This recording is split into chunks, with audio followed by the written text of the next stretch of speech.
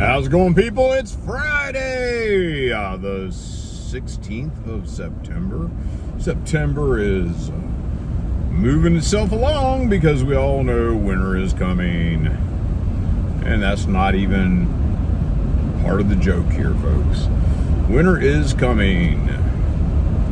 So, let's talk a little bit about U.S. aid and how we've been lied to. We've been lied to by our own government. And we've been lied to by the Zelensky government. Quite interesting, folks. Back a few months ago, when the U.S. were debating whether they were going to send the HIMARS system to the Ukrainians,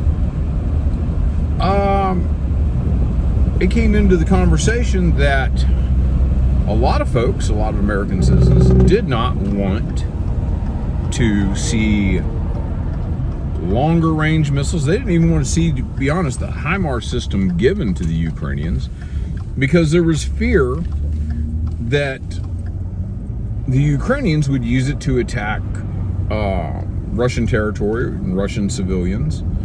And we had the greatest of assurances by Zelensky and by Joe Biden that the Ukrainians promised that they would not use these weapons to fire into Russian territory, and they would not do anything with civilians with them. Well, folks, we've been lied to. A month or so, they've been using the HIMARS to attack Donetsk city, the city, not the military installations outside of Donetsk. Inside the city, they've been doing missile strikes in residential neighborhoods. So they did use them against civilians. And within this week, they have been attacking civilian villages, not military installations, civilian villages on the Russian side of the Russian-Ukrainian border. Now, this is a problem. This is a real problem. Since those weapons were given to Ukraine, and Ukraine is using them against Russia, then in theory, by proxy, we are attacking Russia. And the proxy or not doesn't really seem to matter to a lot of folks in the world. It wouldn't matter to me if Russia was sending the drug cartels chemical weapons to lob across into Laredo, Texas. Do you think that we might be a little pissed off at Russia? Do you think we'd want some of Russia's ass? I think we would. And I think you guys need to understand that this is not a small deal. And it's been said that if this continues and we go with longer range weapons, that will be a red line that Russia cannot ignore. And I agree. They can't ignore it. They can't ignore it at all. It's their security, their safety. That's why this mission started to begin with the Russians. They were pissed off. Their border was insecure because of the insecurity that the West and NATO had sown in Ukraine. So another interesting thing about the HIMARS is before the deal was done officially, the HIMARS were already starting to show up in Ukraine. So you've been lied to. There wasn't a discussion on whether the HIMARS were going to Ukraine. They were sent, then they had the discussion.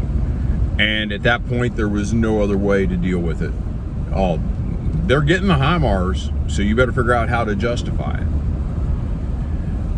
And so really, the assurances didn't make to a hill of shit. Another thing that's more troubling, and I see this all over the place, and we know that the Americans have been sharing intelligence with the Ukrainians. In fact, it's pretty well, Washington is bragging in certain circles that they're the ones who came up with the counteroffensive, and they planned it, and the Ukrainians are executing it. I don't have any problem believing that. What I do have a real big problem with is who's running the HIMARS systems. It's not Ukrainians. The HIMARS system is a fairly intricate system, and you don't simply teach people how to use it proficiently in the course of 2 months. I will tell you, basic training of an infantryman, just a random foot soldier who has the standard, learns to shoot guns and land nav, not a technically complex job. I mean, I will admit there were certain aspects of it that required use of mathematics to figure out azimuths and all that. But you really don't have that now as much because everybody's reliant on GPS. The point is, you don't simply take a Ukrainian farm boy or a Ukrainian city boy, throw them into a HIMARS and say, here, go at it. It's not going to be user-friendly. Maintenance and the supply of those weapons are not user-friendly. There has to be someone else who has experience with those weapon systems on the ground, either directing them or in control and using them. Now that leaves us with two distinct possibilities: that the people that are accruing most of these are so-called contractors, former military guys, or they could be military guys in the guise of contractors. They're really military, but they're going in incognito. Or we have military advisors standing right there with the equipment, supervising everything. And that's really an inefficient way to do things instead of having a trained crew. And I would believe it's probably the advisors who are probably U.S. military, not contractors, standing there advising these folks.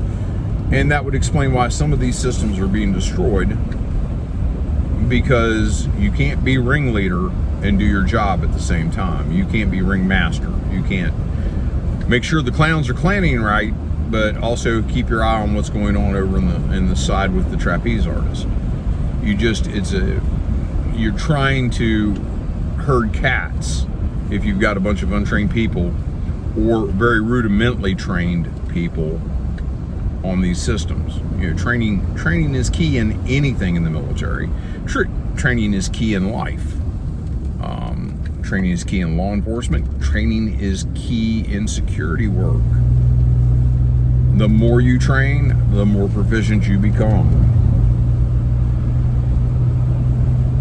Unfortunately, these guys are getting OJT and don't have the basics. So this is why I'm telling you folks, these are not entirely Ukrainian crews. They can't be entirely Ukrainian crews. And the fact that we have either contractors or military people overseeing these that belong to us, and they are still violating those assurances that Biden gave us, that is very, very, very damning, folks. They're not so different than the German politician who said she didn't care what the German voters had to say. She was going to defend Ukraine, whatever it took. And apparently, that seems to be the same deal in Washington. The administration and the powers that be have decided they're doing what they want to do. They'll give you lip service, and they'll tell you a pretty lie, but then they'll go ahead and do what they want to do. And that's a problem. That should be a real big problem. That should be screaming that something is wrong here, that you don't have any say whatsoever or any control about what your government is doing. You're representative of the public here. We've gotten to the point where elected officials feel that they're above the fray, that they don't have to answer to their constituency. And I think they believe you're so stupid that just before the election, they're going to, within 6 months, they're going to lower gas prices so their party can win, making you forget how they have screwed you the past 2 years. So something to think about, folks. Also, we're being lied to about the weapons shipments and how much is making it to the field. I've already went over how CBS had to pull and shelve a story because the information that they gained in their investigative journalism didn't match with what Washington wanted. So Washington called their buddies over there at CBS and said, hey, y'all need to cut this shit out. We don't want this out at all. Here, we'll send you some new numbers to work with, but you ain't allowed to put this shit out. And of course, since the media is lockstep with the government now, and there's no such thing as being critical of anything the government wants, unless it's Donald Trump or some other Republican. It's amazing how that shit works. The media is just going to roll over and lay on its back and wait for the government to rub its tummy and then pat it on the head once it does its business on the paper, pat it on the head and say, good dog. And that's a lot of what's going on right now. And I want you guys to have a little look-see at what's going on in Europe right now, in particular with Germany. Germany. I have talked about how we're working hard on reversing the post-Cold War world. We're working on reversing all the positives that came out of the Cold War. Now, I almost believe we're trying to reverse some of the positives that came out of World War II. I think folks really need to look at what's going on with Germany and start to be really, really, really concerned.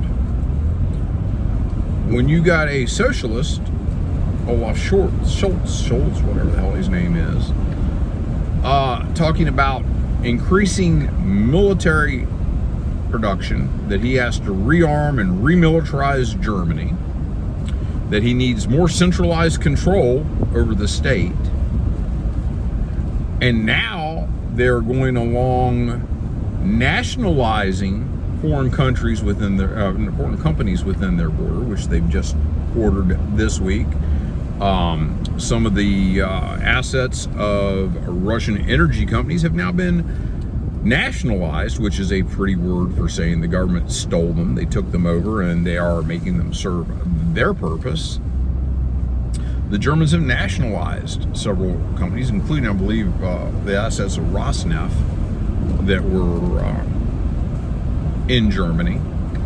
And they're a little worried. A few weeks ago, I told you about how they're working on putting troops on the field in the cities starting October 1st to help keep peace. Now, where have we seen all this before? Guy wasn't a socialist, but he was a national socialist. I can't exactly remember his name, but it seems like there's an awful lot of correlation there. I mean, it was really funny how we wanted to equate Putin in Ukraine as Sudetenland, but we don't want to equate remilitarizing Germany and centralizing control and nationalizing foreign companies. We don't want to seem to equate that from the last time it happened in Germany. You know, National Socialist and Socialist, they have a little connection there, and they aren't the right. They aren't the right at all. So just a little something to think about there. But like I say, we are working on erasing history, settled history for the most part. The gains at the end of World War II is the denazification and demilitarization of Germany. The same company that is now telling us that they are wanting to increase their military. They've got to build a stronger military. And speaking of building that stronger military, reports are showing up that the United States is desperately seeking people to start producing more artillery shells. Now, why would the U.S. be running out of artillery shells, namely 155 artillery shells? Well, because they've been giving it to Ukraine. Military aid, I don't agree with to Ukraine. I really don't agree with providing aid to Ukraine when you're depleting our stockpiles. How are we going to save Ukraine if we're not in a position to save ourselves in the point of war? Not that I believe that Ukraine needs saving. That's a different story, though. How do we save another country by putting us in jeopardy? This is just absolute craziness. Absolute craziness. We're depleting our reserves. The Germans don't even have reserves to deplete, which is amazing. They've got all these old Soviet BMPs and other Soviet stuff sitting in mothballs or waiting to be repaired somewhere in the Czech Republic. Yet their military doesn't have enough of their own shit, and when they promise Ukraine stuff, it has to be manufactured. There's no extra stuff laying around in Germany. And France is depleting their stuff. But if you look at a bar of what countries are providing military aid, there's one great big red bar. Then there's a lot of little ones. And all the little ones don't even come up to a quarter of how much the longest one's kicking in. The longest one, of course, is us. The next largest is the UK. And the UK hasn't even provided 1/4 of what we have provided. You're going to fit the bill for that, guys. Your kids are going to fit the bill for that. You know, whether you're totally all in on the theory that the Russians have to be stopped, which I am not. I believe that Russia has a responsibility to its people to provide for the defense and security of its people. And that includes if a neighbor on the border is being a shithead, sometimes you have to go in and kick the shit out of them. We've done it. We've done it. The Mexican War. You might want to study that. That's part of our history. Those little insignificant wars are sometimes important.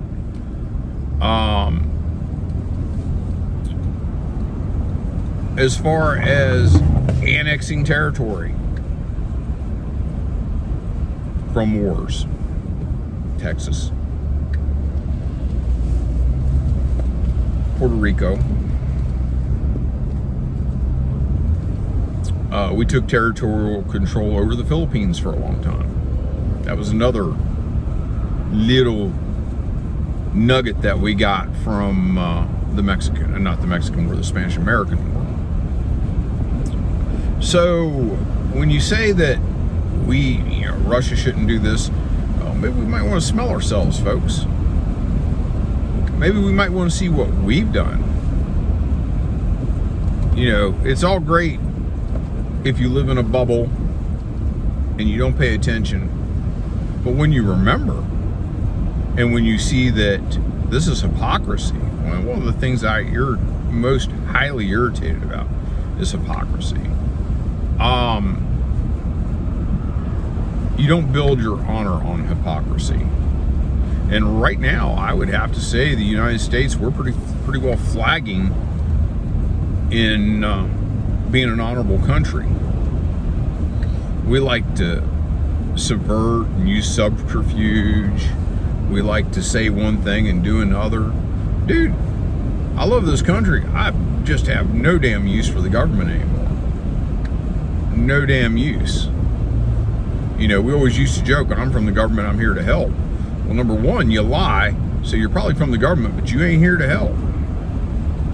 And look how we helped Ukraine. We threw out the duly elected leader of their country. We financed a coup. And now, we're going to fight the Russians using the Ukrainians until we run out of Ukrainians. I mean, that's really how stunning and brave and tolerant and helpful we are. And unfortunately, our leadership has not been right yet.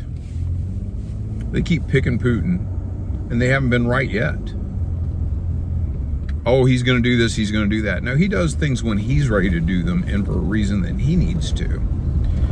And this tiptoeing around World War III might just come back to bite you in the ass. And at the outset of this, maybe I'm an optimist, maybe I just not seeing shit for what it was, I don't know. I've kind of poo-pooed the idea of a third world war.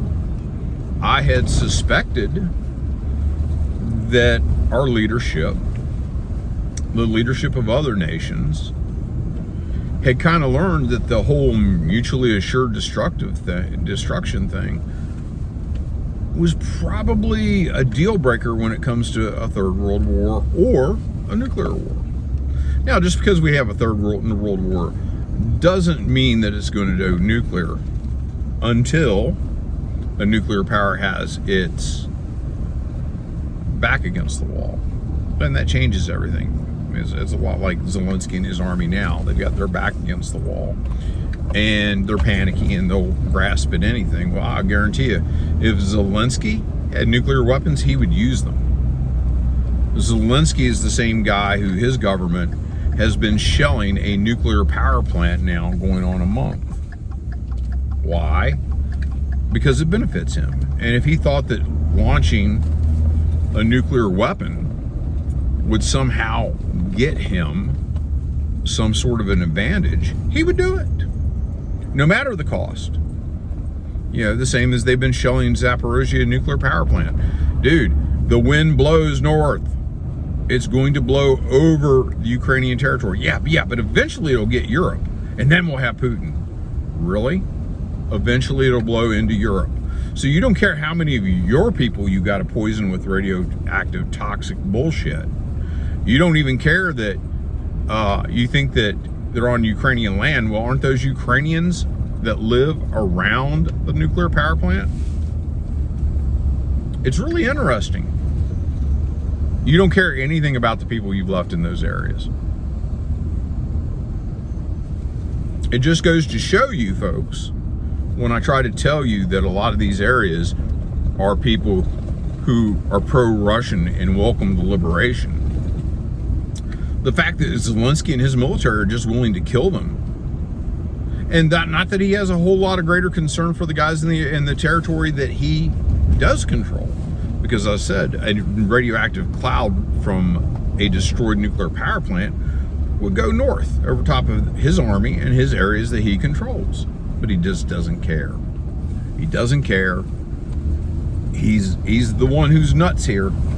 You know, I love how you guys all like to throw around the Putin's nuts. And yeah, I think a lot of Putin. I think a lot more of Putin than I do the current United States president. I'm not going to lie about that. There's no sense in me lying about that. And because, number one, Putin's never been seen sniffing kids on camera. Putin doesn't have a crackhead son who basically exposed himself by not being too stoned to remember where he left his laptop to get it repaired. I don't recall, I don't recall Putin showing open signs of dementia. So, excuse me, as a human being, I would have to say I like Vladimir Putin one hell of a lot better than I like Joe Biden. Unfortunately, he's my president. Unfortunately, he is. I didn't vote for the son of a bitch, but he's running the country. My point is, we need to watch who we're backing and what we're doing. And I think you folks need to understand, we got to take back the reins of what's going on in this country. We just can't elect people and say, hey, you know what, go over there, do your job, and it'll be cool. You know, if there's a problem, let us know. Well, number one, if there's a problem, they ain't going to let you know. Number two, if there's a problem, they're not going to fucking say anything to you. We've gotten the same problem here locally with the school board. You know, got a school board, put it together. Nothing was going wrong that we visibly saw. And then cracks started to show with the superintendent and some of the things the school board was doing. And it wasn't until we realized we had a major problem that people started to get involved. Well, I think you need to look at what's going on and what's being reported and what's not being reported and feel that it's time that you need to get involved. Because unlike producing a community full of poorly educated woke-tards, this has the potential to spin out of control, destroy our economy, your children's lives, your lives, all those sort of things. And that's something that everybody needs to get in perspective. Anyhow, folks, I'll talk at you later. Bye.